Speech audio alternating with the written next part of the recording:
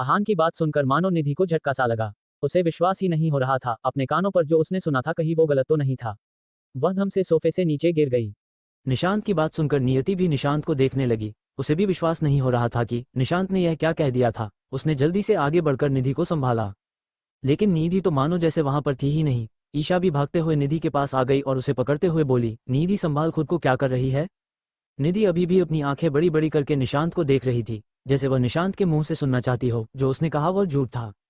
लेकिन अफसोस निशांत ने अपना सर झुका लिया और कहा, मैंने जो भी कुछ कहा वह सच था, इसलिए मैं तुम्हें उससे दूर करना चाहता था, लेकिन मुझे नहीं लगा था कि मुझे तुम्हें सभी सच्चाई बतानी पड़ेगी। उसने तुमसे ये बात क्यों छुपा के रखी, ये भी मुझे पता नहीं है, लेकिन मैं बस नहीं चाहता कि तू। इतना कहते कहते निशांत रुक गया था। निधि का शौक के मारे इतना बुरा हाल था कि उसके आंखों से आंसू तक नहीं बह रहे थे, न उसने अपनी पलकें झपकाई थी, उसका पूरा शरीर कांप रहा था। वहीं दूसरी तरफ आहान ने सार्थक को देखा और कहा, किसी पर भी उंगली उठाने से पहले एक बार सोच लेना चाहिए कि तुम जो कर रहे हो वो सही है या गलत। तुमने बिना किसी छानबीन के हम पर उंगली उठा दी, लेकिन सच्चाई तो ये थी कि फरजत ने ही तेरी बहन की इज्जत लूटी थी। जिसे तूने सहारा दिया वही तुम्हारा गुनहगार था। सार्थक ने अपना सर झुका दिया और कहा, वह मेरा गुनहगार था, तुम्हें उसे मारने का कोई हक नहीं था। आहान ने उसे देखा और कहा, तुमसे बड़ा गुनहगार तो वो मेरा था।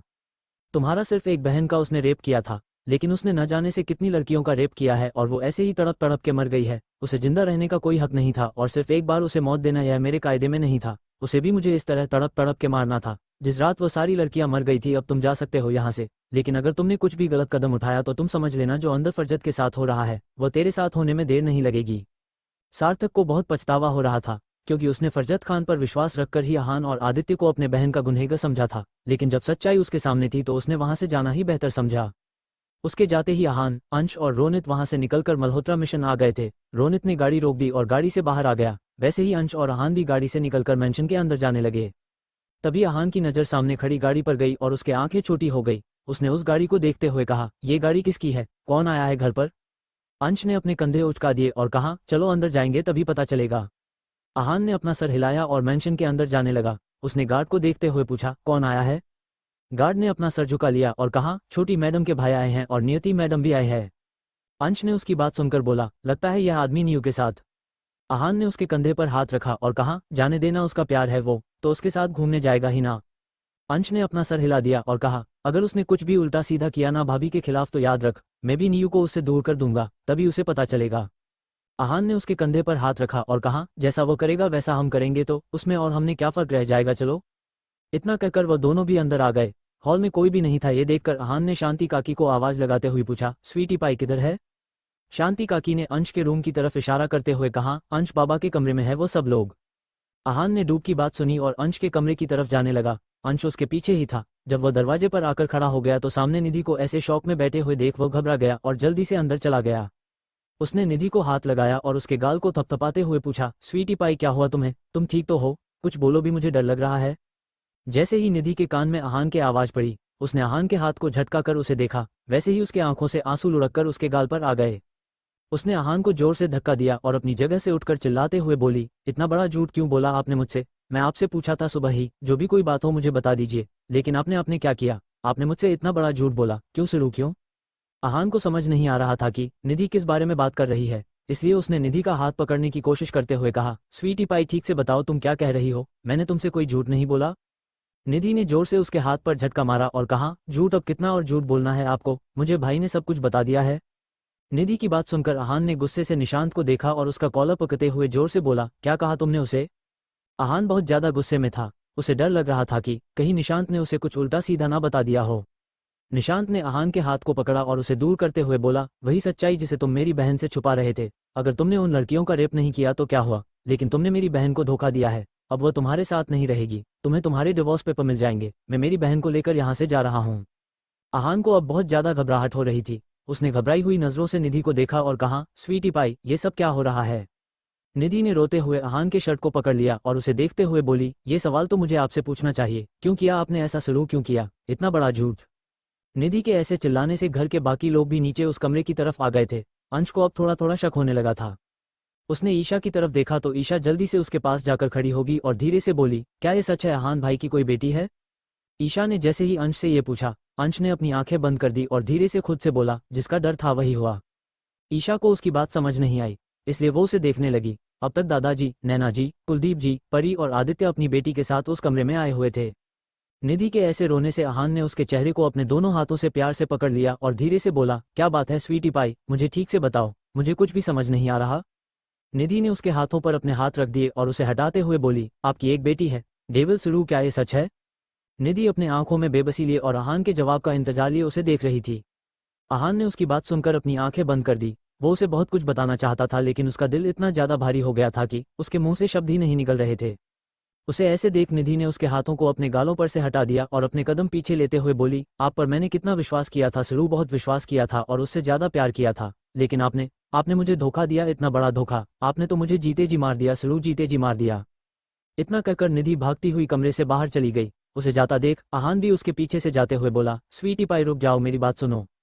इतना कहकर वह निधि के पीछे जाने लगा, लेकिन निशांत ने उसका हाथ पकड़ लिया और कहा, हिम्मत भी मत करना उसके पीछे जाने की, तुम्हारे घर पर डिवोर्स पेपर पहुंच जाएंगे। निशांत का इतना कहना था कि आहान गुस्से से भर गया। उसने खींचकर निशांत के गाल पर थप्पड़ मार दिया था। थप्पड़ की आवाज इतनी जोर से आई थी कि सब लोग आहान को देखने लगे। निशांत भी गुस्से से उसे देखने लगा। आहान की आंखें इस वक्त बिल्कुल लाल हो गई थी। उसने निशांत के शर्ट को पकड़ा और उसे गुस्से से देखते हुए जोर से बोला, अगर मेरी स्वीटी पाई मुझसे दूर हुई तो मैं भूल जाऊंगा कि तू जिंदा भी है। इतना कहकर उसने निशांत को धक्का दिया और निधि के पीछे जाने लगा। नैना जी और कुलदीप जी अभी भी शौक के मारे वहीं पर खड़े थे। आहान निधि के पीछे भागते हुए बोला, स्वीटी पाई मेरी बात सुनो, देखो तुम सब कुछ गलत समझ रही हो, ऐसा कुछ नहीं है, एक बार मेरी बात तो सुन लो। आहान निधि के पीछे भाग रहा था, लेकिन निधि उसे कोई भी जवाब ना देते हुए आगे भाग रही थी। उसके आंखों से लगातार आंसू बह रहे थे और वह बिना रुके भागे जा रही थी। आदित्य अंश रोनित जो वहीं पर था वह भी उसके पीछे भागने लगे। नैना जी ने अपने मुंह पर हाथ रखा और रट हुए बोली, ये सब क्या हो रहा है यहाँ पर? कुलदीप जी ने उनके कंधे पर हाथ रखा और कहा, हमें भी कुछ समझ नहीं आ रहा है। निशांत ने गुस्से से दादाजी, कुलदीप जी और नैना जी को देखते हुए कहा, तुम लोगों ने मेरी बहन को इतना बड़ा धोखा दिया। आपके बेटे की एक बेटी थी, वह पहले से शादीशुदा था, तो तुम लोगों ने मेरी बहन की जिंदगी क्यों बर्बाद कर दी? क्यों उसकी शादी उस आदमी से कर दी? निशांत की बात सुनकर नैना जी, कुलदीप जी एकदम शौक होकर उसे देखने लगे। कुलदीप जी ने उसे देखते हुए कहा, तुम क्या बकवास कर रहे हो? अगर तुम्हारी बात में थोड़ी सी भी सच्चाई नहीं निकली तो तू याद रखना, आहान कुछ करे ना करे, मेरी बेटे की जिंदगी खराब करने के लिए मैं तुम्हें सबसे पहले जेल भेज दूंगा। निशांत ने गुस्से से उन्हें देखा और कहा, आप क्या मुझे जेल भेजेंगे? अब मैं तुम सब पर केस करूंगा। तुम सब लोगों ने मेरी बहन की जिंदगी बर्बाद कर दी, किसी को नहीं छोड़ूंगा। इतना कहकर वह तेज कदम लेकर वह भी निधि के पीछे भागने लगा। वही नियति, उसे तो विश्वास नहीं हो रहा था, ये सब क्या हो रहा है? वो क्या सोचकर निशांत को यहाँ लेकर आई थी और क्या हो गया? नैना जी बुरी तरह से रो रही थी, जिसे देख दादाजी गुस्से से अपनी कड़क आवाज में बोले, चुप करो, कोई नहीं रोएगा यहाँ पर, जाओ सब अपने अपने कमरे में। इतना कहकर वह भी अपने कमरे में चले गए और जाकर उन्होंने जल्दी से निधि के दादाजी को फोन कर दिया। वही निधि भागती हुई इतना ज्यादा थक गई थी कि उसे आगे भागने की हिम्मत ही नहीं थी, इसलिए उसने वही रास्ते पर अपने घुटने टेक दिए और वहीं पर बैठ गई और बुरी तरह से रोने लगी। अब तक आहान उसके पास पहुंच गया था। उसने निधि को देखा और वह भी निधि के पास अपने घुटनों के बल बैठ गया। उसने निधि को देखा जो बुरी तरह से रो रही थी। आहान निधि से कुछ कहना चाहता था, लेकिन वह कुछ बोलता तब तक निशांत ने वहां जाकर निधि का हाथ पकड़ लिया और उसे अपनी जगह से खड़ा कर दिया। उसकी हरकत पर आहान को बहुत ज्यादा गुस्सा आ रहा था, इसलिए वह भी गुस्से से अपनी जगह से उठ गया और उसने निशांत को कॉलर से पकड़कर अपनी तरफ खींच लिया। अनुष्का जी, आहान की लाइफ में 3 लड़कियां थी, जैस्मिन, निधि और वह बुआ जिसका जिक्र पहले हो चुका है, और यह अब जो ट्विस्ट आया है इसके बारे में आपको आगे पता चल जाएगा। जैस्मिन की बातें आपको क्लियर है या नहीं, आप मुझे कमेंट बॉक्स में बता दीजिए। उसके बारे में भी अभी आपको बहुत कुछ पता चलना बाकी है, जो आगे आगे पता चल जाएगा। और रही निशांत की बात, निशांत की 2 जान थी, एक नियति और दूसरी मानसी, जिसे लक्ष्य पसंद करता था और निशांत की बेस्ट फ्रेंड थी। आहान के ऐसे निशांत को खींचने से निशांत की पकड़ निधि पर से छूट गई और निधि एक तरफ जाकर गिरने को हुई थी कि वह गिरती उससे पहले ही आहान के पीछे आ रहे आदित्य, अंश और रोनित ने उसे पकड़ लिया। निधि हैरानी से आहान को देखने लगी। आहान का चेहरा गुस्से से लाल हो गया था, ऐसा लग रहा था वह बस अब निशांत को मार ही देगा। उसने गुस्से से निशांत को अपने और नजदीक खींचा और अपने दांत पीसते हुए बोला, तुम्हारी हिम्मत कैसी हुई इतनी बड़ी बात मेरी स्वीटी पाई से कहने की? ये हम दोनों का मामला था, तुम्हें बीच में बोलने की कोई जरूरत नहीं थी। क्या करने की कोशिश कर रहे हो तुम? निशांत ने आहान के हाथ को पकड़ा और उसे अपने कॉलर पर से हटाते हुए बोला, मुझे तुमसे कोई दुश्मनी नहीं है, लेकिन तुम मेरी बहन के साथ इतना बुरा नहीं कर सकते। वह अभी छोटी है, इतनी सी उम्र में तुमने उसके साथ इतना बड़ा झूठ का खेल खेला। अगर तुम्हारी पहले से ही बेटी थी तो तुमने मेरी बहन से शादी क्यों की? आहान ने गुस्से से उसे देखा और कहा, तुम मेरे नजरों के सामने से अभी के अभी दफा हो जाओ, वरना सच में आज तुम यहीं पर मारे जाओगे। मैं भूल जाऊंगा कि तुम मेरी बीवी के भाई हो। निशांत ने उसे देखते हुए कहा, मैं तो यहाँ से चला जाऊंगा, लेकिन मेरे बहन को लेकर जाऊंगा। मैं मेरी बहन को ऐसे आदमी के साथ नहीं रख सकता जहां वो दूसरी औरत के कहलाए। निशांत का इतना कहना था कि आहान ने उसके मुंह पर जोर से घूंसा मारा और उसके कॉलर को पकड़कर उसके चेहरे पर घुसे बरसाने लगा। आहान को ऐसे देख निधि बहुत ज्यादा घबरा गई। वही आदित्य ने और अंश ने जाकर जल्दी से आहान को पकड़ लिया और उसे रोकते हुए कहा, क्या कर रहे हो आहान, छोड़ो उसे, वो मर जाएगा। आहान ने गुस्से से निशांत को घुसे मारते हुए कहा, मर जाता है तो मर जाने दो भाई, लेकिन इसकी हिम्मत कैसे हुई निधि के बारे में ऐसा कहने की। वह मेरी धकने है, मेरी जिंदगी में आई हुई पहली और आखिरी लड़की है, वह उसके लिए इतना गंदा शब्द कैसे इस्तेमाल कर सकता है। मैंने किसी को यह हक नहीं दिया कि मेरे बीवी को कोई गंदा कहे। आज मैं इसे जान से मार दूंगा। आहान अपने आपे से बाहर हो गया था और वह लगातार निशांत के मुंह पर घूस मारे जा रहा था। आदित्य और अंश उसे ताकत लगाकर छोड़ रहे थे, लेकिन आहान की ताकत उनके सामने बहुत ज्यादा थी। वह निशांत को छोड़ने का नाम ही नहीं ले रहा था। अब तक निशांत के मुंह से खून निकलना शुरू हो गया था। निधि ने जब सामने का नजारा देखा तो वो बहुत ज्यादा घबरा गई और भागते हुए आहान के पास आकर उसके शर्ट को पीछे से पकड़कर उसे खींचते हुए बोली, यह आप क्या कर रहे, भाई को छोड़ दीजिए, वो मर जाएंगे।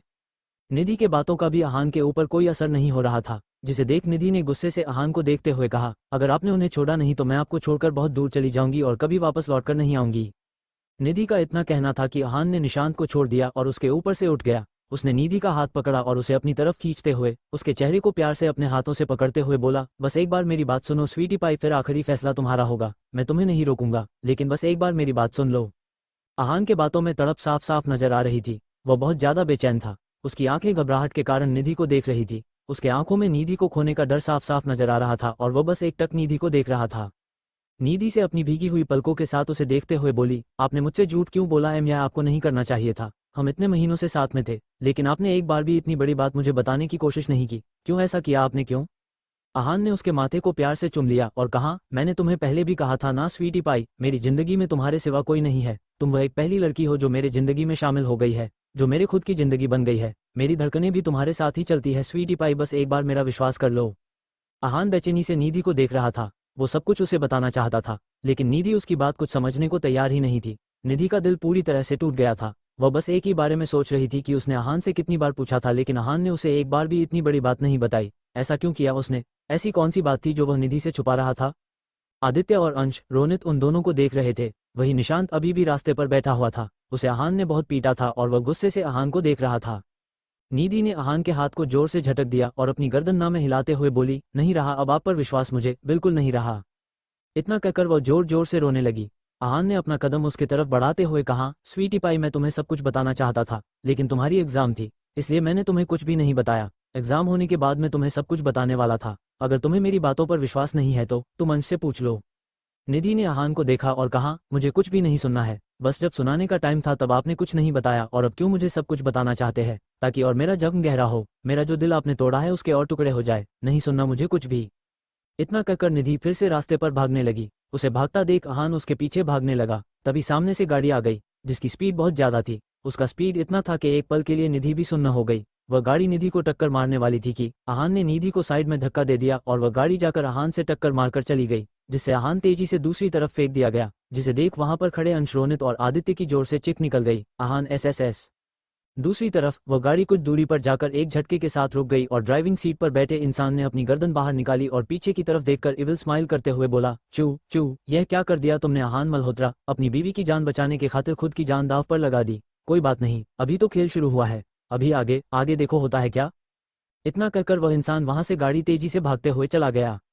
मल्होत्रा मैंशन। दादाजी अपने कमरे में आ गए थे। उन्होंने जल्दी से अपने फोन को लिया और निधि के दादाजी को फोन कर दिया। दूसरी तरफ निधि के दादाजी हॉल में बैठे हुए थे। उनके सामने सोफे पर पलक और ओजस बैठे हुए थे, जो उनसे बातें कर रहे थे। तभी दादाजी का फोन रिंग होने लगा, जिसे देख दादाजी ने फोन उठाकर अपने कान पर लगा दिया। तो दूसरी तरफ से नवीन दादाजी की आवाज आई, कहाँ हो तुम? जल्दी से मल्होत्रा मैंशन आ जाओ, तुम्हारे बड़े पोते ने सब कुछ खराब कर दिया। उसे इतना गुस्सा आता क्यों है? नवीन मल्होत्रा की बात सुनकर निधि के दादाजी ने कंफ्यूज होकर पूछा, क्या हुआ, तू इतना घबराया हुआ क्यों है? उनकी बात सुनकर नवीन दादाजी बोले, यार निशांत ने निधि को आहान की सच्चाई बता दी। उस बेटी के बारे में उसने निधि को सब कुछ बता दिया। निधि के दादाजी उनकी बात सुनकर झट से अपनी जगह पर खड़े हो गए। उन्होंने आश्चर्य से भरी आवाज में उनसे पूछा, ये तुम सब क्या कह रहे हो? नवीन दादाजी बोले, तू बातें बात में कर, पहले मेंशन आ जाओ। उनकी बात सुनकर दादाजी ने जल्दी से उन्हें हाँ कहा और फोन रखकर ओजस को देखकर बोले, जल्दी से मल्होत्रा मेंशन चलो। उनकी हड़बड़ी देख ओजस भी थोड़ा सा घबरा गया और बोला, क्या हुआ, सब कुछ ठीक है ना दादू? दादाजी ने उसे देखते हुए कहा, बातें बात में कर लेना, पहले चलो यहाँ से। उनकी बात सुनकर ओजस और पलक भी उनके साथ घर से बाहर निकल गए और वह तीनों भी मल्होत्रा मेंशन की तरफ चले गए। यहाँ मल्होत्रा मैंशन में सब लोग परेशानी से हॉल में बैठे हुए थे। तभी वहां पर एक गार्ड भागते हुए आया और कुलदीप जी को देखते हुए बोला, सर बहुत ज्यादा बड़ी प्रॉब्लम हो गई है, बाहर रोड पर बॉस का एक्सीडेंट हो गया है। इतना सुनने की देरी थी कि पूरे घर में सन्नाटा पसर गया। नैना जी तो मानो बेहोश होने को हो गई थी। कुलदीप जी ने जल्दी से गार्ड को देखा और गुस्से से बोले, तुम क्या बकवास कर रहे हो, अभी तो ठीक ठाक घर से बाहर निकाला था।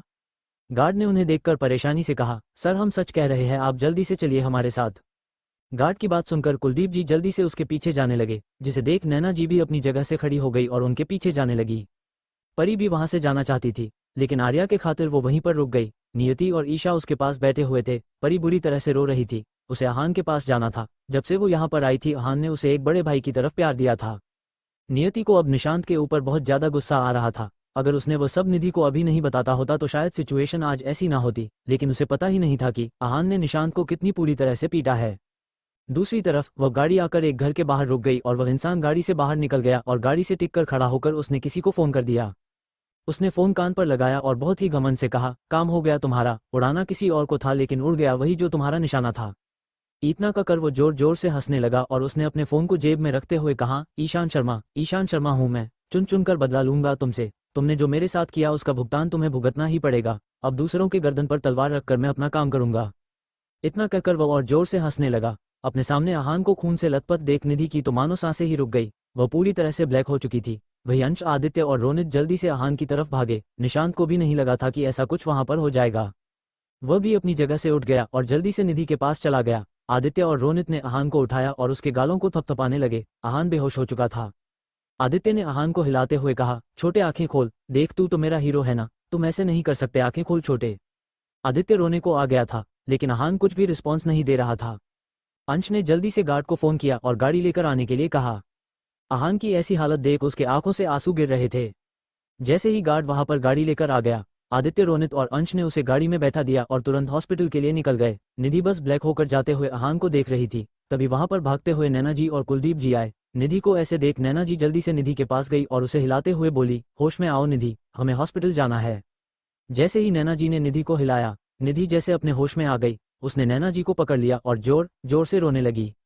नैना जी ने उसे संभाल लिया। निधि रोते हुए बोली, माँ, सडू, मेरा सडू, खून निकल रहा है मॉम, बहुत खून। नैना जी ने उसे शांत करते हुए कहा, शांत हो जा मेरे बच्चे, चल जल्दी हमें हॉस्पिटल जाना है। निधि ने जल्दी से अपनी जगह से खड़े होते हुए कहा, हाँ मॉम चलिए जल्दी चले। इतना कहकर वो रास्ते पर फिर से भागने लगी, जिसे देख नैना जी ने उसके हाथ को कसकर पकड़ लिया। अब तक एक गार्ड उनके पास गाड़ी लेकर आ गया था। कुलदीप जी ने जल्दी से गाड़ी का दरवाजा खोला और नैना जी और निधि को बैठने का इशारा किया, जिसे देख नैना जी ने निधि का हाथ कसकर पकड़ लिया और उसे गाड़ी में बैठा दिया। वही निशांत एकटक उन सबकी हरकतें देख रहा था। उन तीनों के गाड़ी में बैठते ही गार्ड ने जल्दी से गाड़ी स्टार्ट की और वहां से निकल गए। हॉस्पिटल, आदित्य, अंश और रोनित आहान को लेकर हॉस्पिटल पहुंच गए थे। रोनित भागते हुए अंदर गया और कुछ स्टाफ को स्ट्रेचर लेकर बाहर बुला दिया। जल्दी ही आहान को इमरजेंसी वार्ड में ले जाया गया। सब लोग इमरजेंसी रूम के बाहर खड़े थे। आदित्य ने अपना सर झुका लिया और वैसे ही बैठा रहा। अंश और रोनित का हॉल भी कुछ ऐसा ही था। उन तीनों को भी आहान की हालत देखी नहीं जा रही थी। अंश ने अपने हाथों की मुठ्ठियां बनाई और खुद से बोला, निशांत शर्मा, मैं तुम्हें छोड़ूंगा नहीं और उससे पहले उस आदमी का पता लगाऊंगा जिसने ये हरकत की है। रोनित उसकी बात सुनकर जल्दी से अपनी जेब से फोन निकलते हुए बोला, उसका तो मैं अभी के अभी पता लगा लूंगा और खुद अपने हाथों से जाकर उसे जान से मार दूंगा। उसकी हिम्मत कैसे हुई ये हरकत करने की। अंश ने अपने दांत पीसते हुए कहा, इसे बहुत आग लगी पड़ी हुई थी ना मेरे दोस्त की ये हालत करने की। अब ना ही उसे मैंने तड़पाया तो मेरा नाम भी अंश रहेगा नहीं। अब तक निधि, नैना जी और कुलदीप जी भी अस्पताल पहुंच गए थे। निधि भागती हुई अस्पताल के इमरजेंसी रूम की तरफ आ गई और सबको देखने लगी, लेकिन किसी ने उसे कोई जवाब नहीं दिया। निधि चुपचाप इमरजेंसी रूम के दरवाजे के साइड के वॉल टीकर बैठ गई और रोने लगी। उसके आंखों के सामने आहान का बेचैनी से भरा चेहरा घूम रहा था। वह कितना रिक्वेस्ट कर रहा था उससे और उसने उसकी एक बात नहीं सुनी थी। निधि अपने अपने को कोसते हुए बोली, काश मैं आपकी बात एक बार सुन ली होती तो ये सब नहीं होता। क्यों आपने मुझे बचाया सडू, क्यों बचाया। निधि को बहुत ज्यादा रोना आ रहा था। घड़ी के कांटे तेजी से घूम रहे थे, लेकिन अभी तक इमरजेंसी रूम की लाइट ऑफ नहीं हुई थी। अब तो घर के सभी लोग अस्पताल में आ गए थे। ओजस, दादाजी और पलक भी हॉस्पिटल में थे। पलक निधि को संभाल रही थी। अंश ने जब निधि को ऐसे देखा तो गुस्से से उसे देखते हुए बोला, अब क्यों रो रही है आप भाभी। जब आहान आपको इतना तड़प कर सच्चाई बताने के लिए तड़प रहा था तब आपने उसकी एक नहीं सुनी और अब क्यों उसके लिए आंसू बहा रही हैं। किसी के सामने न झुकने वाला आदमी आपके लिए आंसू बहा रहा था। क्या यह आपके लिए उसकी सच्चाई बताने के लिए काफी नहीं था। अगर उसके मन में पहले से कोई होता तो वो आपको इतना प्यार कभी नहीं देता भाभी, और ना ही आपकी जिंदगी बर्बाद करता। जो दूसरों की जिंदगी बचाने के लिए खुद की जिंदगी दांव पर लगा दे, वो लड़का कैसे किसी और की जिंदगी बर्बाद कर सकता है? आपने सोच भी कैसे लिया भाभी? अंश बेचैनी और तड़प से निधि को सब कुछ बता रहा था। उसकी हालात देख सब लोग समझ रहे थे कि अंश कितने ज्यादा गुस्से में है। उसने गुस्से से निधि को देखते हुए कहा, आपको क्या जानना है? सच्चाई जाननी थी ना आपको? मैं बताता हूँ आपको सच्चाई। अगर आपके एग्जाम ना होते तो शायद ये बात भी आपको वो सुबह ही बता देता हूँ, लेकिन वह नहीं चाहता था कि आपकी एग्जाम खराब जाए। लेकिन आपके भाई ने सब कुछ खराब कर दिया। जब से हमारी जिंदगी में आया है कोई ना कोई कांड कर ही रहा है। निधि ने उससे कोई बात नहीं की। उसे अपनी बातों का पछतावा हो रहा था। अगर उसने ये सब नहीं किया होता तो शायद सच में आहान उसके पास होता। तभी हॉस्पिटल रूम का दरवाजा खुला और डॉक्टर की टीम बाहर आ गई। उनके बाहर आते ही सब लोग उनके पास खड़े हो गए। निधि भी अपनी जगह पर खड़ी हो गई। डॉक्टर ने सबको देखते हुए कहा, उनकी हालात बहुत ज्यादा क्रिटिकल है। सर पर गहरी चोट लगी है। उन्हें होश कब तक आएगा ये तो हमें नहीं पता, शायद कोमा में भी जा सकते हैं। अब जब तक उन्हें होश नहीं आता हम कुछ नहीं कह सकते। उन्हें हम नॉर्मल वार्ड में शिफ्ट कर रहे हैं, आप उनसे बाद में मिल सकते हैं। डॉक्टर की बात सुनकर सभी के चेहरे पर परेशानी की लकीर आ गई। निधि ने अपने मुंह पर हाथ रखा और जोर जोर से रोने लगी। उसकी हालात देख नैना जी ने उसे गले लगाते हुए कहा, ना मेरी बच्चे, सब कुछ ठीक हो जाएगा। नैना जी उसे सहारा तो दे रही थी लेकिन खुद ही अंदर से टूटी हुई थी। तभी इमरजेंसी रूम से आहान को स्ट्रेचर पर लेटा कर बाहर लेकर आ रहे थे। उसे ऐसे देख सब लोग अपने मुंह पर हाथ रखकर रोने लगे। आहान जो हमेशा हर वक्त यहाँ से वहां भागता रहता था, उसे ऐसे देखकर किसी को भी अच्छा नहीं लग रहा था। आहान को नॉर्मल वार्ड में ले जाकर बेड पर सुला दिया, जिसे देख सब लोग उसके आसपास खड़े हो गए। निधि ने आहान का हाथ पकड़ लिया और वहीं पर सर रखकर रोने लगी। आदित्य वही एक जगह पर खड़े होकर आहान को देख रहा था। तभी उसके जेब में रखा फोन रिंग होने लगा। उसने अपने जेब से फोन निकाला और कान पर लगाते हुए बाहर चला गया। दूसरी तरफ से उसे परी की आवाज आई, अब कैसे हैं भाई, ठीक तो है ना? आदित्य ने उसे धीमी आवाज में कहा, अभी नॉर्मल वार्ड में उसे शिफ्ट कर दिया गया है, उसके हालत ठीक है। वो परी को नहीं बताना चाहता था कि आहान की हालत ठीक नहीं है। उसका परेशान होना उसके बच्चे पर और उस पर असर कर सकता है, इसलिए आदित्य ने उसे कुछ भी नहीं बताया। तभी उसे कान में आर्या की रोने की आवाज आने लगी, जिसे सुनकर उसने परी पूछा, क्या हुआ प्रिंसेस, रो क्यों रही है? परी ने आर्या को देखते हुए कहा, पता नहीं क्या हुआ है इसे, बहुत ज्यादा रो रही है, चुप ही नहीं हो रही है। आदित्य ने अपना सर हिलाया और कहा, वो ठीक तो है ना, तुम रुको मैं आता हूँ घर पर। परी ने उसे मना करते हुए कहा, कोई बात नहीं मैं देख लूंगी उसे, आप वहाँ भाई के पास रहे। आदित्य ने अपना सर हिला दिया और फोन रख दिया। तभी कुलदीप जी उसके पास आते हुए बोले, क्या हुआ, सब ठीक है ना? आदित्य ने उन्हें देखते हुए कहा, पता नहीं प्रिंसेस बहुत ज्यादा रो रही है। उसकी बात सुनकर कुलदीप जी बोले, तुम जाओ घर, हम लोग हैं यहाँ पर, परी भी अकेली है ना, वह नहीं बच्ची को संभाल पाएंगी। आदित्य ने अपना सर हिलाया और कहा, आप मुझे फोन करके अपडेट देते रहना। कुलदीप जी ने अपना सर हिलाया, जिसे देख आदित्य ने एक नजर आहान को देखा और वहां से चला गया। मल्होत्रा मैंशन, नियति और ईशा परी के पास बैठी हुई थी। आर्या बहुत ज्यादा रो रही थी, वह चुप होने का नाम ही नहीं ले रही थी। उसे ऐसे देख तीनों भी परेशान हो गए थे। परी ने उसे हिलाते हुए कहा, ना मेरे बच्चे चुप हो जा, क्यों इतना रो रही है? ईशा और नियति भी उसे खिलौने दिखाकर चुप करने की कोशिश कर रही थी, पर आर्या थी कि चुप होने का नाम ही नहीं ले रही थी। तभी उसके कान में आदित्य की आवाज आई, क्या हुआ मेरे प्रिंसेस को, क्यों इतना ज्यादा रो रही है? आदित्य की आवाज सुनकर उन तीनों ने भी आदित्य की तरफ देखा। वही आर्या भी अपने हाथ पैर हिलाने लगी और आदित्य की आवाज की तरफ देखने लगी। आदित्य परी के पास जाने लगा, जिसे देखकर परी बोली, आप पहले हाथ मुंह धो लीजिए, हॉस्पिटल से आए हैं ना? उसकी बात सुनकर आदित्य ने सर हिलाया और बाथरूम में चला गया। वह फ्रेश होकर आ गया। उसने आर्या को गोद में उठा लिया और बालकनी में चला गया। नियति और ईशा ने परी को देखा और कहा, अब आप आराम करिए भाभी, हम दोनों चलते हैं, कहकर वह दोनों भी कमरे से बाहर आ गई। इधर कमरे में परी भी अपनी जगह से उठ गई और आदित्य के पास जाकर खड़ी हो गई। आदित्य ने उसे देखते हुए कहा, तुम यहाँ क्यों आए हो? अंदर जाकर बैठ जाओ, ठंड बढ़ रही है। परी ने उसे देखते हुए कहा, क्या हुआ, आप बहुत ज्यादा परेशान है, सब ठीक है ना? आदित्य ने उसे देखा और कहा, सब ठीक है, बस छोटे को लेकर थोड़ा परेशान हूँ। आर्या अब तक आदित्य के गोद में आते ही चुप हो गई। परी ने उसे देखते हुए कहा, लगता है इसे नींद आ रही है। आदित्य ने अपना सर हिलाया और कहा, तुम सुना दो इसे। परी ने अपना सर हिलाया और आर्या को अपने गोद में लेकर बेड की तरफ चली गई। आदित्य वही बालकनी खड़े होकर सामने देखने लगा। उसने अपनी जेब से फोन निकाला और किसी को फोन कर दिया। दूसरी तरफ से फोन उठाते ही कुछ कहा गया, जिसे सुनकर आदित्य बोला, मुझे कल सुबह तक सारे अपडेट चाहिए। इतना कहकर आदित्य ने फोन रख दिया और कमरे में आ गया। अब तक परी ने आर्या को सुना दिया था। आदित्य जाकर परी के पास बैठ गया और उसके सर को अपने सीने पर रखते हुए बोला, बहुत थकी हुई लग रही हो, क्या हुआ? परी ने अपना सरना में हिलाते हुए कहा, नहीं तो बस प्रिंसेस आज बहुत रोई, लेकिन आप बहुत ज्यादा परेशान लग रहे हैं, क्या आप कोई बात मुझसे छुपा रहे हैं? आदित्य ने अपना सर उसके सर से टिकाते हुए कहा, कुछ नहीं, बस थोड़ा सा थका हुआ महसूस कर रहा हूँ, एनर्जी की जरूरत है। उसकी बात समझकर परी ने उसे हल्का सा धक्का दिया और शर्माते हुए कहा, आप आते ही शुरू हो गए ना, जाए सो जाइए। उसकी बात सुनकर आदित्य मुस्कुराने लगा और उसने परी को अपनी तरफ खींच लिया और प्यार से बोला, कुछ दिन और वेट कर लो, फिर परी ने उसके सीने पर हल्का सा मारा और कहा, सो जाए आप। दूसरी तरफ हॉस्पिटल में निधि अभी भी रो रही थी। उसे ऐसे देख सब लोग परेशान हो गए थे। अंश ने उसे देखते हुए कहा, अब शांत हो जाए भाभी, मैं आपको सारी सच्चाई बता देता हूँ जिस कारण आपने इतना बड़ा हंगामा खड़ा कर दिया। अंश के ऐसा कहते ही सब लोग उसे देखने लगे, जिसे देख अंश में अपनी आंखें बंद कर दी और एक गहरी सांस लेते हुए बोला, जब हम मिशन पर थे तब रात का समय था। फ्लैशबैक, रात का समय था। चारों तरफ घना अंधेरा था। इसी अंधेरे में कुछ लोग जंगल से होते हुए आगे बढ़ रहे थे। अंधेरा होने के कारण आसपास का कुछ भी नजर नहीं आ रहा था, लेकिन उनके माथे पर बड़ी बड़ी टॉर्च लगी हुई थी, इस कारण उन्हें आगे का देखने के लिए आसानी हो रही थी। ये लोग और कोई नहीं आहान, अंश, रोनित और उनके साथ कुछ आर्मी गार्ड्स थे। वह सब लोग आगे भाग रहे थे कि तभी उनके कान में किसी के दर्द भरी चिल्लाने की आवाज आने लगी। उस आवाज को सुनकर सब लोग उस दिशा में देखने लगे जहां पर से आवाज आ रही थी। आहान ने गार्ड्स को देखते हुए कहा, आप सब लोग आगे जाओ, हम देख कर आते हैं। उन गार्ड्स ने अपना सर हिलाया और वो लोग आगे चले गए। आहान, रोनित और अंश तीनों भी उस आवाज की तरफ चले गए। अंश ने मजाक करते हुए कहा, यार हम तीनों जा तो रहे हैं, कहीं इस घने जंगल में चुड़ैल निकली तो। उसकी बात सुनकर रोनित घबराते हुए बोला, चुप कर पागल आदमी, क्यों डरा रहा है? अभी तक हमारी शादी भी नहीं हुई है और क्यों हमारे पीछे चुड़ैल लगा रहा है तू? उसकी बात सुनकर अंश हंसते हुए बोला, यार मैं मजाक नहीं कर रहा, देखना इतना घने जंगल में दूर दूर तक कोई नहीं है, जंगल में ऐसी चिल्लाने की आवाज आना ये तो कोई नॉर्मल बात नहीं है ना। उनकी बात सुनकर आहान ने उन दोनों को टोकते हुए कहा, चुपचाप मेरे साथ चलो, तुम दोनों की बातें सुनकर कोई भागना नहीं चाहिए। आहान की बात सुनकर वह दोनों चुप हो गए और उस आवाज की दिशा में बढ़ने लगे।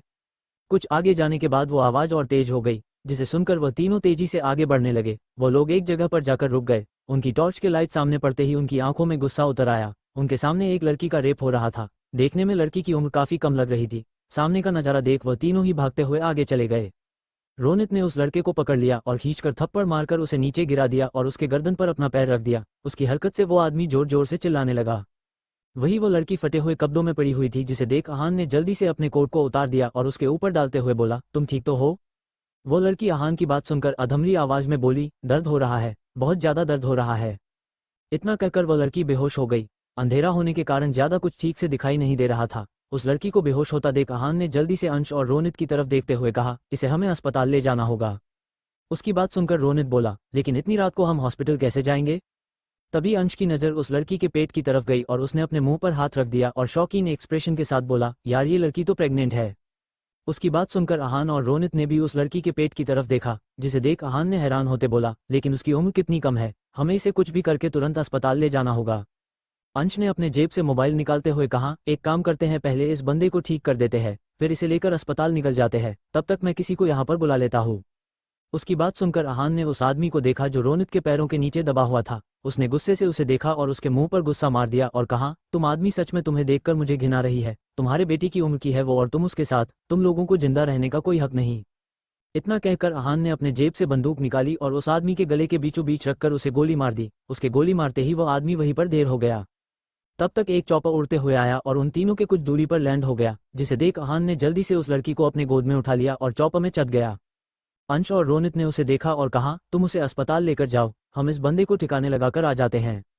आहान ने अपना सर हिलाया और उस लड़की को लेकर वहां से चला गया। उसके जाते ही अंश और रोनित ने उस बंदे को देखा और कहा, अब इसका क्या करना है? रोनित ने उस आदमी को देखा और उसे लात मारते हुए बोला, ऐसे आदमियों को चील कौवे खाए तो ही अच्छा है। उसकी बात सुनकर अंश मजाक करते हुए बोला, देख हम इसे यहाँ पर छोड़कर तो जा रहे हैं, पर कहीं यह तुम्हारे पीछे ना आ जाए। उसकी बात सुनकर रोनित ने उसके पीठ पर जोर से घुसा मारा और कहा, देख अंश, तू मुझे डरा मत, वरना मैं तुझे यहाँ पर अकेला छोड़कर चला जाऊंगा।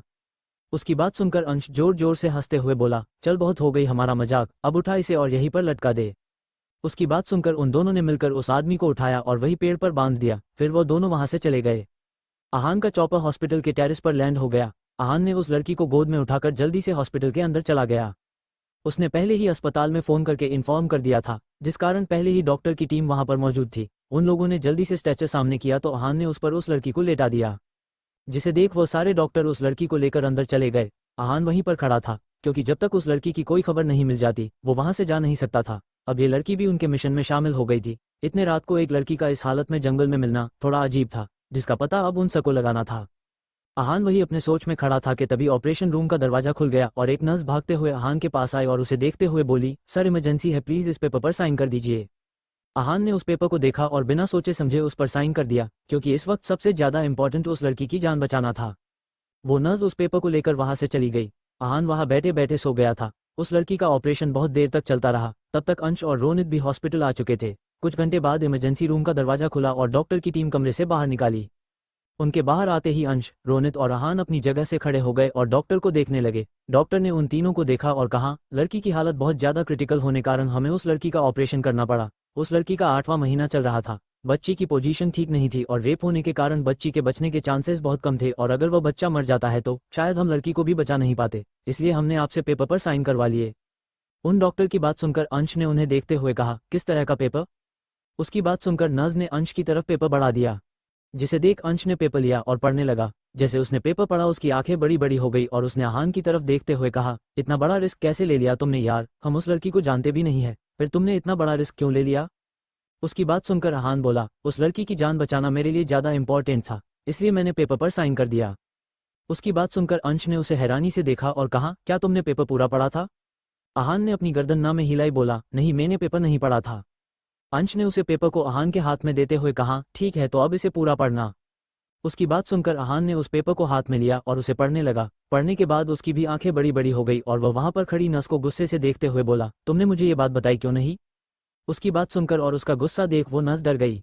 सभी डॉक्टरों ने मिलकर उस नस को और फिर आहान को देखा। आहान ने गुस्से से नस को देखते हुए कहा, ये बात पहले बता देना चाहिए थी ना तुम्हें कि इस पेपर पर उस लड़की के हस्बैंड के सिग्नेचर चाहिए। आपने उस पेपर पर मेरे साइन क्यों लिए? उस नज ने घबराते हुए आहान को देखा और कहा, आप उसे लेकर आए थे ना, इसलिए मुझे लगा वो लड़की आपकी बीवी है, इसलिए मैंने आपके सिग्नेचर उस पेपर पर लिए। आहान ने गुस्से से उस नस को देखा और कहा, तो एक बार पूछना चाहिए था ना? रोनित उसकी बात सुनकर बोला, जाने देना, तुम क्या उस लड़की के अब पति बनकर घूमने वाले हो? उस लड़की की जान बच गई है ना, बस चल छोड़, अब जाने दे इस बात को। आहान ने अपना सर हिलाया और डॉक्टर से पूछा, उसे लड़की को होश कब तक आ जाएगा? डॉक्टर ने आहान को देखकर कहा, मैंने आपसे पहले भी कहा कि उसकी हालत बहुत ज़्यादा क्रिटिकल है, इसलिए हम अभी कुछ नहीं कह सकते, लेकिन बच्चे को हमने NICU में रखा है, जब लड़की को होश ना आ जाए हम कुछ कह नहीं सकते। डॉक्टर के इतना कहते ही आहान, अंश और रोनित वहां से चले गए और डॉक्टर की टीम भी वहां से चली गई। इस वक्त वो तीनों मल्होत्रा इंडस्ट्री में थे। कल से थके होने के कारण उन तीनों को नींद आ रही थी, इसलिए वो तीनों वही सोफे पर बैठकर ही नींद ले रहे थे। तभी आहान का फोन रिंग होने लगा, जिसे सुनकर उसने अपना फोन उठाया और कान पर लगा दिया तो दूसरी तरफ से हॉस्पिटल से फोन था और फोन पर डॉक्टर ने आहान से बात करते हुए कहा, उस लड़की को होश आ गया है।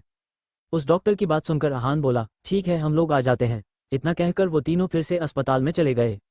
जब वो लोग 3 हॉस्पिटल में आ गए तो सीधा उस लड़की के वार्ड में चले गए। लड़की इस वक्त बेड पर बैठे हुए अपने बच्चों को देख रही थी। वो बहुत ही नाबालिग थी। आहान उसके पास बैठते हुए बोला, अब तुम कैसा फील कर रही हो? उस लड़की ने आहान को देखा और आंखों में आंसू लिए बोली, मुझे बहुत ज़्यादा दर्द हो रहा है, प्लीज़ मुझे बचा लीजिए। उस लड़की की बात सुनकर आहान ने उसे देखते हुए कहा, यह बच्चा इतनी छोटी उम्र में? उस लड़की ने रोते हुए कहा, मैं कोठी से भागकर आई हूँ सर, मेरे साथ हर रात गंदा होता है, सब लोग मेरे साथ। इतना कहकर वो लड़की रोने लगती है। उसकी बात सुनकर अंश, रोनित और आहान को बहुत भरा लगता है। आहान ने उसे शांत करते हुए कहा, तुम्हारी उम्र क्या होगी? वो लड़की अपने आंसू पोंछते हुए बोली, 15 साल है सर। आहान ने अपना सर हिलाया। रोनित सब कुछ लिख रहा था। आहान ने फिर से उसे सवाल किया, और ये बच्चा? उस लड़की ने उस बच्ची को देखा और कहा, उन दरिंदे अंकल के कारण हुआ है। वो मोटी मालकिन तो इसे मार देना चाहती थी, लेकिन जब उसे पता चला मेरे पेट में बच्ची है उसने इसे नहीं मारा। आहान ने गहरी सांस ली और कहा, ठीक है तुम आराम करो। इतना कहकर आहान अपनी जगह से उठ गया तो उस लड़की ने आहान का हाथ पकड़ते हुए कहा, भाई आप तीनों मुझे वहां से बाहर निकलोगे क्या? वो जाग बहुत गंदी है। उस लड़की के मुंह से भाई सुनकर उन तीनों ने उसे हैरानी से देखा, जिसे देख उस लड़की ने अपना हाथ पीछे ले लिया और धीरे से बोली, सब मर्द एक जैसे होते हैं, बहुत गंदे। आहान ने उस लड़की के सर पर अपना हाथ रखा और कहा, हम तुम्हें ही नहीं तुम्हारी तरह और लड़कियों को भी इस दलदल से बाहर निकलेंगे। आहान की बात सुनकर वो लड़की खुश हो गई और आहान को देखने लगी। आहान और अंश, रोनित वहां से चले गए। उनके जाने के बाद वो लड़की उस बच्ची को देखते हुए कहा, अब मैं भी तुम्हारी रक्षा करूंगी और तुम्हें दूर ले जाऊंगी जहां कोई गंदा आदमी नहीं आएगा। आहान, अंश और रोनित उस लड़की को खिड़की से देख रहे थे। फिर वो लोग डॉक्टर से मिलकर वहां से चले गए। कुछ दिन यूं ही निकल गए। आहान अपने एक बिजनेस मीटिंग के लिए रोनित के साथ इंडिया से बाहर चला गया था। 2 दिन बाद आहान और रोनित मीटिंग खत्म करके होटल से बाहर आए और चौपर की तरफ जाने लगे। तभी उसका फोन रिंग होने लगा। उसने उठाकर कान। आहान और रोनित चौपर की तरफ जा रहे थे तभी उसका फोन रिंग होने लगा, जिसकी आवाज़ सुनकर आहान ने फ़ोन उठाकर कान पर लगा दिया। दूसरी तरफ से फ़ोन पर अंश था। उसने फ़ोन पर आहान को बताते हुए कहा, यार जितनी जल्दी हो सके तू देहरादून आ जा, वो लड़की ऑफ हो चुकी है। उसकी बात सुनकर आहान के होश उड़ गए। वो जल्दी से चौपर में बैठ गया और बोला, ठीक है हम अभी आ रहे हैं। इतना कहकर उसका फ़ोन रख दिया और रोनित की तरफ देखते हुए बोला, वही हुआ जिसका मुझे डर था। रोनित ने उसे देखते हुए कहा, क्या हुआ? आहान ने अपना सर झुका लिया और कहा, वो लड़की मर गई। उसकी बात सुनकर रोनित हक्का बक्का रह गया और शौक होकर बोला, पर यार वो तो ठीक थी ना, फिर ऐसे अचानक? आहान ने अपना सर दूसरी तरफ करते हुए कहा, अब तो यह वहां जाने के बाद ही पता चलेगा कि हुआ क्या था। रोनित ने अपना सर हिलाया और बोला, हाँ ये तो सही है, फिर भी रुक मैं देखता हूँ, कुछ पता चलता है क्या? आहान ने अपना सर हिलाया और लैपटॉप लेकर बैठ गया। उसके दिमाग में बार बार उस लड़की की बातें घूम रही थी, भाई मुझे मरना नहीं है, प्लीज मुझे बचा लीजिए। उसकी वो बातें बार बार आहान के कान में घूम रही थी, जिससे परेशान होकर उसने लैपटॉप बंद किया और अपना सर सीट से टिका दिया। कुछ घंटे बाद उनका हेलीकॉप्टर देहरादून के अस्पताल के टेरिस लैंड हो गया। आहान और रोनित जल्दी से हेलीकॉप्टर से बाहर निकले और तेजी से हॉस्पिटल के अंदर चले गए, क्योंकि इस वक्त वो लड़की हॉस्पिटल के अंदर ही थी। अंश इस वक्त वहीं पर मौजूद था। आहान और रोनित उसके पास आ गए और उसे देखते हुए बोले, क्या हुआ और कैसे हुआ?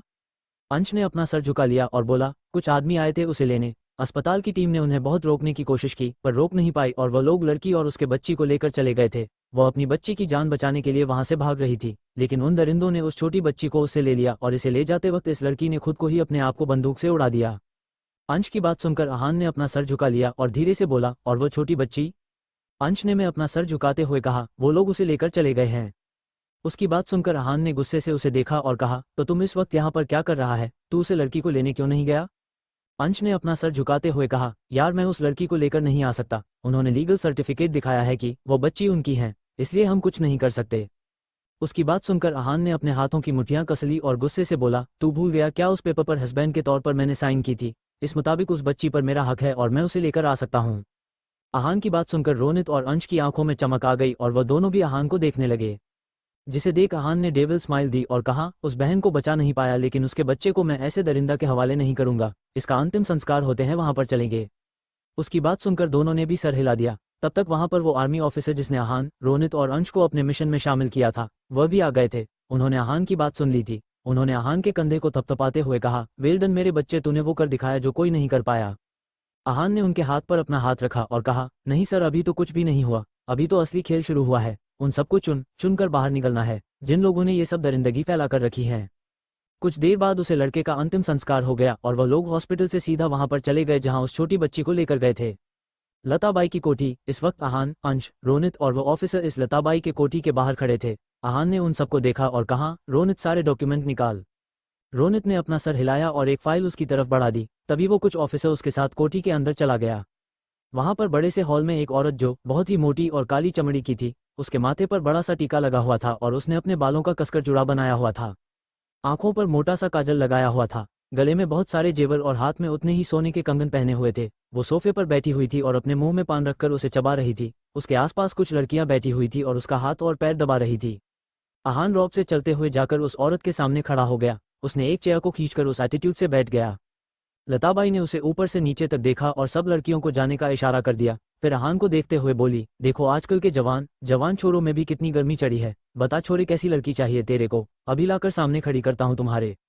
उसे लताबाई की बात सुनकर आहान ने उसे तिरछी नजरों से देखा और कहा, ऐसे बड़े बड़े शौक हम छोटे लोग कहाँ रखते हैं लताबाई, हम तो उस छोटी बच्ची को लेने आए हैं जिसे तुम यहाँ लेकर आए हो।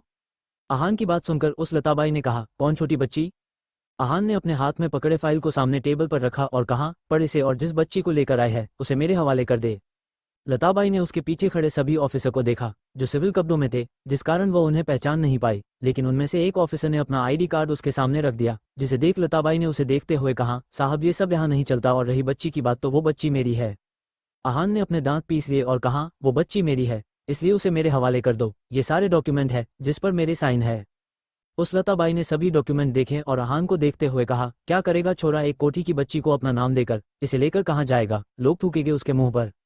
लताबाई की बात सुनकर आहान ने अपने हाथों की मुट्ठी कस ली और कहा, उस बच्ची के नाम के पीछे आहान मल्होत्रा का नाम लगेगा, इसलिए उसे कोई भी उंगली उठाकर देखने की हिम्मत नहीं करेगा। तू बस बच्ची को मेरे हवाले कर दे। लताबाई ने उसे देखते हुए कहा, ऐसे कैसे दे दूं? उस लड़की को मैंने पाला पोसा, इतना बड़ा किया, उसके बदले मुझे क्या मिलेगा?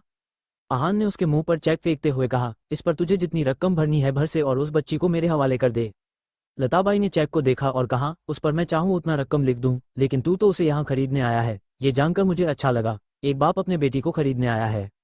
उसकी बात सुनकर आहान को बहुत ज्यादा गुस्सा आया और वह अपनी जगह से उठकर उसने अपने जेब से बंदूक निकाल ली और लताबाई के माथे पर रखते हुए गुस्से से बोला, ये तूने बहुत गलत शब्द इस्तेमाल किया लताबाई, अगर तू यह नहीं बोलती तो शायद तुझे मैं जितना चाहे उतना पैसा दे देता, लेकिन अब तू ऐसा कुछ नहीं कर पाएगी। इतना कहकर उसने लताबाई के हाथ से चेक खींच लिया और ऑफिसर्स को देखते हुए बोला, उस बच्ची को लेकर आ जाओ। ऑफिसर जल्दी से वहां से सभी रूम चेक करना चले गए तो एक लड़की उस बच्ची को लेकर बाहर आ गई और उसने जल्दी से ऑफिसर के हाथों में उसे दे दिया। आहान ने उस लताबाई को वार्निंग देते हुए कहा, अगर किसी को यहाँ पर जबरदस्ती लाई तो अगले दिन तेरी ये कोठी बंद नजर होती हुई नजर आएगी। इतना कहकर आहान उस बच्ची के साथ वहां से निकल गया। वो लोग इस वक्त उस बच्ची को लेकर ऑफिसर के घर पर आ गए थे। ऑफिसर आहान ने को देखा और कहा, अब इस बच्ची का क्या करोगे तुम? उसे तुम ये बोलकर तो आ गए, लेकिन इतनी आसान बात नहीं है एक बच्ची का बाप होना। तुम्हारे नाम के ऊपर उस बच्ची का टैग लगेगा। ऑफिसर की बात सुनकर अंश गुस्से देखते हुए कहा, सर सही कह रहे हैं, तू क्या सोच रहा है? आहान ने उन दोनों को देखा और कहा, मैं उस बच्ची को लीगली अडॉप्ट करूंगा सर। मुझे पता है दुनिया में ऐसी बहुत सारी लड़कियां हैं और बच्चे हैं जो ऐसे हालात में है, लेकिन मैं सबके पास तो अभी नहीं जा सकता। इस वक्त ये बच्ची हमारे हवाले है। मैं नहीं चाहता कि इसके साथ कुछ भी बुरा हो। इसे हम और अनाथ आश्रम में रखेंगे, लेकिन इसकी पूरी जिम्मेदारी मैं खुद उठाऊंगा। सब लोगों ने अपना सर हिला दिया, क्योंकि कोई भी नहीं चाहता था कि उस बच्ची के साथ कुछ भी बुरा हो। उसके बाद से उन लोगों ने उस लड़की को उनके अनाथ आश्रम में था और तब से उस बच्ची के नाम के पीछे आहान मल्होत्रा का नाम आने लगा। Flashback and. इतना कहकर अंश चुप हो गया। वही सब लोग आहान को देख रहे थे, जो इस वक्त बेहोश था। निधि को बहुत रोना आ रहा था। इस बात के लिए उसने आहान से ऐसे रूडली बात की। अगर वह उसके बात सुनती तो शायद ये सब नहीं होता। उसने आहान के हाथों को कसकर पकड़ लिया और वैसे ही सर रखकर रोने लगी। नैना जी ने उसके बालों पर हाथ फिराया और कहा, बस कर मेरी बच्ची, अब कितना रोएगी तू? निधि ने रोते हुए सिसकियां लेते हुए कहा, नहीं माँ, मैंने बहुत गलत किया, मैं बहुत बुरी हूँ। तभी डॉक्टर अंदर आते हुए बोले, आप लोग सब बाहर जाए, पेशेंट को आराम करने दीजिए। सब लोगों ने अपना सर हिलाया, पर निधि वहां से हिली भी नहीं और बोली, मेरे पति को छोड़कर मैं कहीं पर भी नहीं जाऊंगी और यह मेरा आखिरी फैसला है। अंश ने डॉक्टर को देखा और इशारा करके उसे बाहर जाने के लिए कहा। उसका इशारा मिलते ही सब लोग बाहर चले गए। उनके जाते ही निधि ने आहान के माथे को हौले से चूम लिया और बोली, मैं बहुत बुरी हूँ सिद्धू, बहुत बुरी हूँ। मैं कभी एक अच्छी पति नहीं बन पाई, हमेशा आपके ऊपर शक किया, पर क्या करूँ, मेरे सामने सिचुएशन ही ऐसी आ जाती है कि मैं ऐसी गलती कर बैठ जाती हूँ। निधि रोते हुए आहान से बात कर रही थी। तभी आहान तेज तेज सांसें लेने लगा। उसकी हॉट बीट तेज हो गई और वो बेड पर उछलने लगा। उसकी हालत बिगड़ रही थी। उसे ऐसे देख निधि बहुत ज्यादा घबरा गई और जोर जोर से चिल्लाने लगी। उसके चिल्लाने की आवाज सुनकर सब डर गए और अंदर आ गए। आहान की हालत देख सबका दिल मुंह को आ गया।